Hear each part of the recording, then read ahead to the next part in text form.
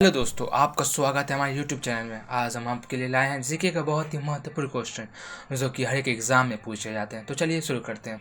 तो पहला क्वेश्चन है, 100 रुपये के नए नोट पर पीछे की ओर किसकी आकृति बनी रहती है। तो आप देख सकते हैं हाल ही में 100 रुपये की नए नोट आई है और इस पर जो फोटो बनी रहती है रानी की वाव जो कि गुजरात में है। आप देख सकते हैं 100 रुपये के नोट पर रानी की वाव की फ़ोटो। ये बहुत ही महत्वपूर्ण क्वेश्चन है। ये हाल ही में एसएससी के एग्जाम में पूछी गई थी। आपको याद हो गया होगा, 100 रुपये के नए नोट पर पीछे की किसकी आकृति बनी रहती है, रानी की वाव पे। ये कहाँ पे है, गुजरात में। अब बढ़ते हैं अगले प्रश्न की ओर। 50 रुपये के नए नोट पर पीछे की ओर आकृति किसकी बनी रहती है। तो हाल ही में 50 रुपये के नए नोट आई है, इस पर आकृति बनी रहती है हम्पी। एक हम्पी है, आप देख सकते हैं इस फोटो में हम्पी जो है कर्नाटक में है। ठीक है, हम्पी कर्नाटक में है। ये 50 रुपये के नए नोट पे आई है। तो ये आपको याद हो गया होगा, 50 रुपये के नए नोट पर हम्पी की फ़ोटो बनी रहती है। अब बढ़ते हैं अगले प्रश्न की ओर। भारतीय करेंसी नोट पर कितनी भाषाएं होती है। तो भारतीय करेंसी नोट पर 17 भाषाएं होती है। ये बहुत ही इंपॉर्टेंट क्वेश्चन है, लगभग हर एक एग्जाम में पूछा जाता है। तो अब बढ़ते हैं अगले प्रश्न की ओर। 200 रुपये के नए नोट पर पीछे की आकृति किसकी बनी रहती है। तो आप देख सकते हैं हाल ही में 200 रुपये की नई नोट आई है, इस पर बनी रहती है सांची का स्तूप। अभी हाल ही में एसएससी का एग्जाम हुआ था, उसमें पूछा गया था कि 200 रुपये के नए नोट पर पीछे की ओर किसकी आकृति बनी रहती है। तो इसको आप जरूर याद कीजिएगा। तो अब बढ़ते हैं अगले प्रश्न की ओर।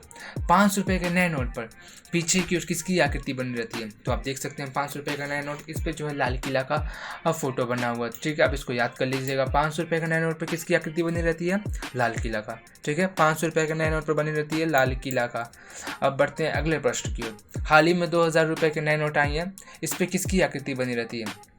आप देख सकते हैं कि 200 रुपये के नए नोट पर पीछे की आकृति बनी रहती है मंगलयान की। ये बहुत ही इंपॉर्टेंट क्वेश्चन है, इसके पहले एक कॉम्पिटिटिव एग्जाम में पूछा गया था। अब बढ़ते हैं अगले प्रश्न की ओर। भारत में नेशनल स्टॉक एक्सचेंज का मुख्यालय कहाँ स्थित है। तो भारत में नेशनल स्टॉक एक्सचेंज का मुख्यालय जो है मुंबई में स्थित है। ठीक है, भारत में नेशनल स्टॉक एक्सचेंज का मुख्यालय मुंबई में स्थित है और इसकी स्थापना जो है 1992 में की गई थी। कब की गई थी, 1992 में।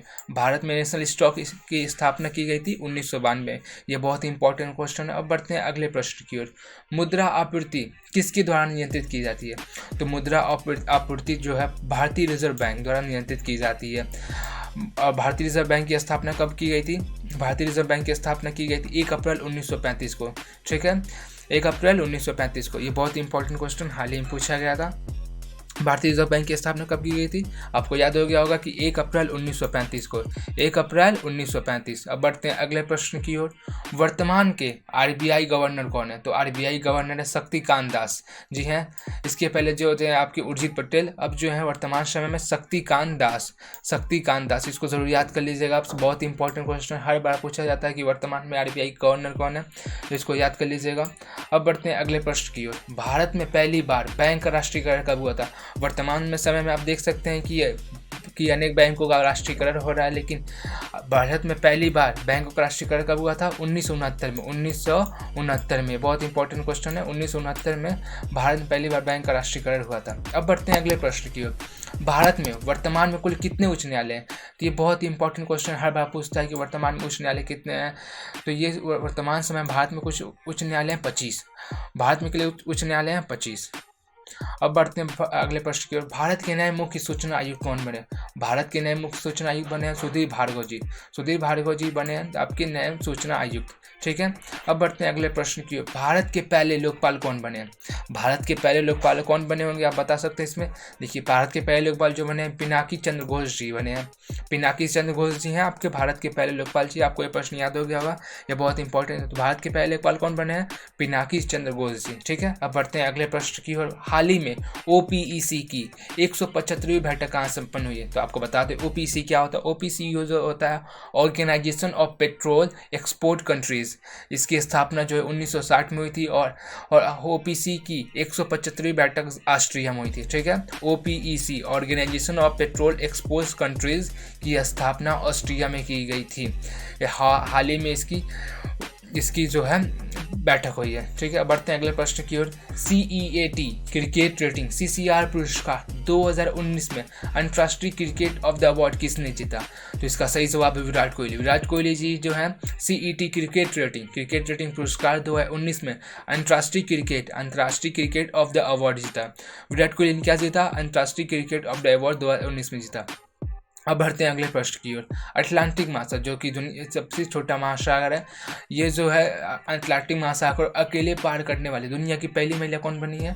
ठीक है, तो आरोही पंडित जी जो है अटलांटिक महासागर को अकेले पार करने वाली दुनिया की पहली महिला बनी हुई है। आरोही पंडित जो है अटलांटिक महासागर को अकेले पार करने वाली दुनिया की पहली महिला बनी हुई है। यह बहुत ही गर्व की बात है। अब बढ़ते हैं अगले प्रश्न की ओर। विकासशील देशों की WTO मंत्री स्तर बैठक 2019 में किस शहर में आयोजित की गई? तो बता दें WTO क्या होता है। WTO जो होता है वर्ल्ड ट्रेड ऑर्गेनाइजेशन। तो विकासशील देशों की WTO मंत्री बैठक 2019 में दिल्ली में संपन्न हुई थी। तो दिल्ली में जो है WTO में 19 में उसका बैठक होगा। अब बढ़ते हैं अगले प्रश्न की ओर। ज्ञानपीठ पुरस्कार किसे दिया जाता है? ज्ञानपीठ पुरस्कार जो है साहित्य से क्षेत्र से जो संबंधित होता है उसे ज्ञानपीठ पुरस्कार दिया जाता है। आपके जो है महादेवी वर्मा को भी इस ज्ञानपीठ पुरस्कार दिया गया था। अब बढ़ते हैं अगले प्रश्न की ओर। विश्व स्वास्थ्य दिवस, ये बहुत इंपॉर्टेंट क्वेश्चन हर एक एग्जाम में पूछा जाता है, शायद ये आपको प्रश्न याद भी होगा कि विश्व स्वास्थ्य दिवस कब मनाया जाता है? तो विश्व स्वास्थ्य दिवस मनाया जाता है आपको 7 अप्रैल को। ये बहुत इंपॉर्टेंट क्वेश्चन है, हर बार हर एग्जाम में पूछा जाता है कि विश्व स्वास्थ्य दिवस कब मनाया जाता है? तो ये मनाया जाता है 7 अप्रैल को। विश्व स्वास्थ्य दिवस का जो हेडक्वार्टर जो है जेनेवा में है और ये जो कि स्विट्जरलैंड में। ठीक है, अब बढ़ते हैं। अब आज के लिए पर इतना ही।